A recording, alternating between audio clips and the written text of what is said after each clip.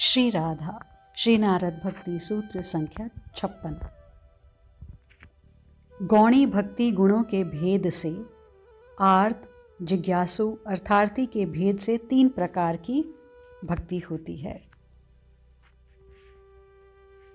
जिस प्रकार प्रेम का वर्णन हुआ है वह तो हम सब के लिए असंभव ही है कि हम पूर्ण निष्काम हो जाएं, गुण रहित प्रेम का होना ये संभव कहाँ है। तो गुरुजन बताते हैं कि सच्चे साधक को कभी ऐसा सोचना नहीं चाहिए। प्रेम मार्ग के साधक हैं। भक्ति प्रेम के साधकों को तो अपनी कमजोरी पर नहीं, अपने प्रेमास्पद के बल की ओर ध्यान देना चाहिए। कितना भी कठिन मार्ग क्यों ना हो, उसकी कृपा से सब तय हो जाएगा। अपनी ओर देखकर चलेंगे तो चल ही नहीं पाएंगे। तुम्हें अपने प्रयास, अपनी शक्ति को भूल जाना है। और क्या लगता है इस मार्ग में अपनी ताकत के बलबूते पर हम चल सकेंगे? अपनी ओर हम देखते ही क्यों हैं? हमें तो अपने प्यारे की ओर देखना है। उनकी कृपा मिलेगी, वो कृपा करेंगे और हम बढ़ते जाएंगे। ऐसे चलना है इस प्रेम मार्ग में। मैं नहीं चल सकता, निष्काम होना संभव है, ऐसी सोच हम रखते ही क्यों हैं?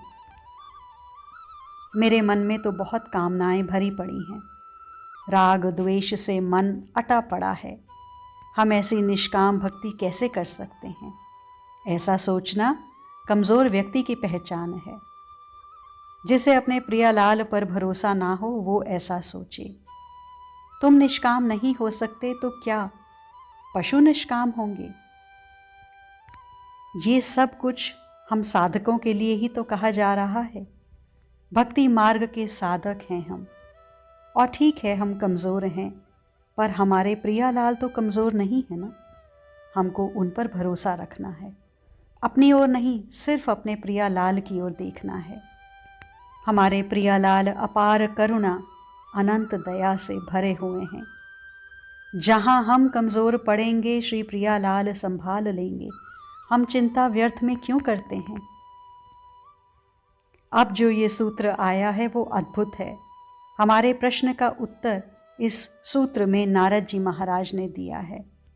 बस हमें ये करना है कि मन में द्वेष है, कोई हमारा शत्रु है, कष्ट विपदा आ रही है तो श्री प्रियालाल से ही कहें।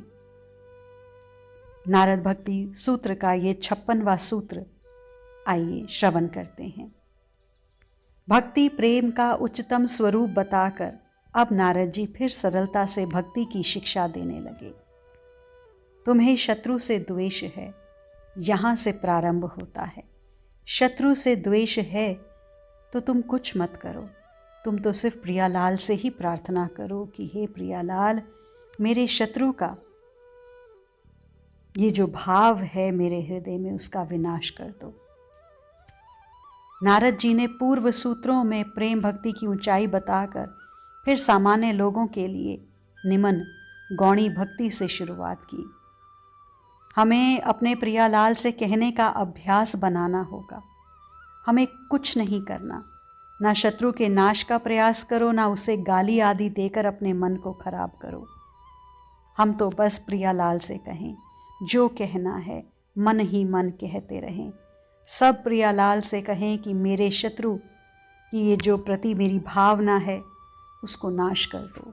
ये मुझे विचलित करता है, ये तमोगुण है, ये भक्ति निमन है, तमोगुणी भक्ति है।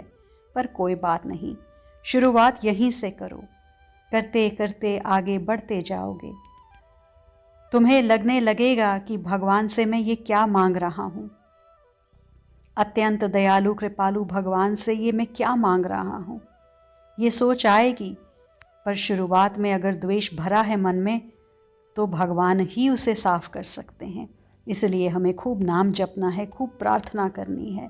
अपने हृदय की गंदगी दिखाई देने लगेगी और उस गंदगी की फिर सफाई के लिए भी श्री प्रियालाल को ही पुकारना होगा।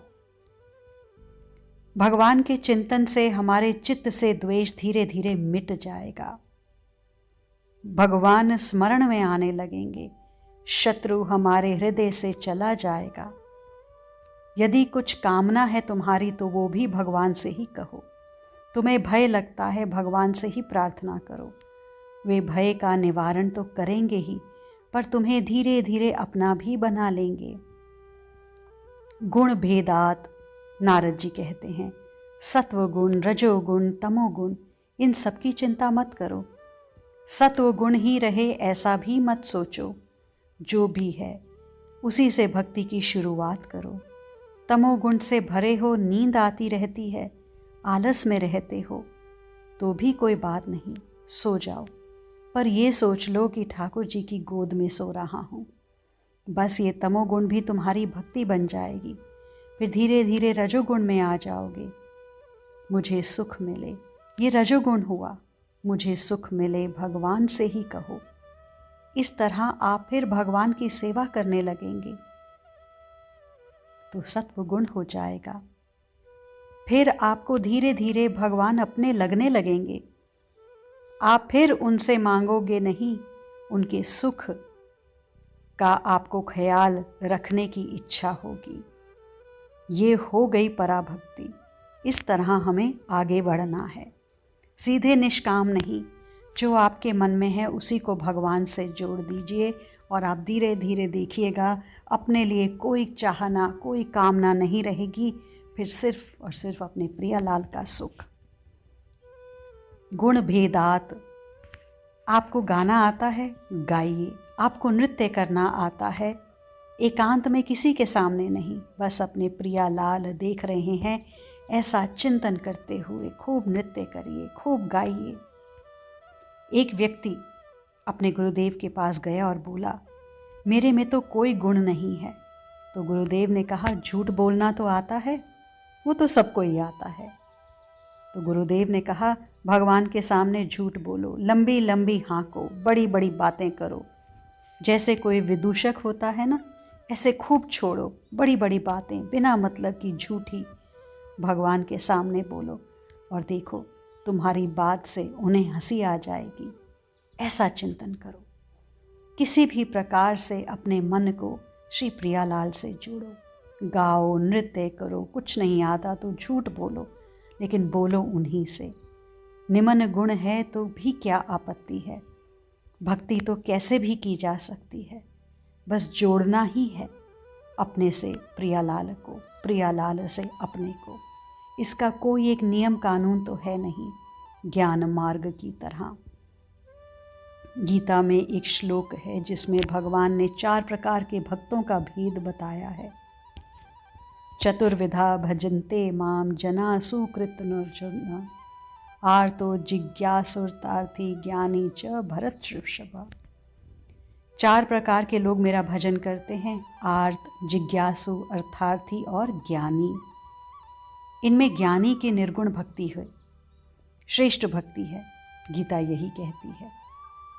इसमें निमन भक्ति आर्त, जिज्ञासु और अर्थार्थी की बताई गई है। आर्त यानी दुखी होकर भगवान को पुकारना, जिज्ञासु यानी भगवान से कोई प्रेम नहीं है, बस जिज्ञासा है, और अर्थार्थी यानी जिसे धन चाहिए वो भगवान का धन की प्राप्ति के लिए उपयोग करता है। यहाँ नारद भक्ति सूत्र में आर्त आदि भेदाद्वा, इन 3 भक्ति को गौण यानी निमन कहा है। गुण भेद से भक्ति के ये 3 भेद कहे गए हैं। पर भक्ति माँ है ना, उसे साफ सुथरा ही बालक चाहिए ऐसा आग्रह नहीं है। माता ऐसा आग्रह रखेगी ही नहीं। वो तो कैसा भी हो, गंदा, मैला, कुचैला, वो ले लेगी, फिर साफ स्वच्छ बनाकर पिता की गोद में बिठा देगी।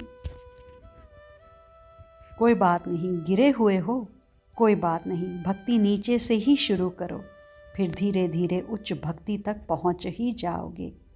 पर शुरू तो करो, ये कहकर कि हम गंदे हैं, हम पवित्र नहीं हैं, हम भक्ति कैसे करें, तो अपना अमूल्य मानव जीवन ही गंवा रहे हो।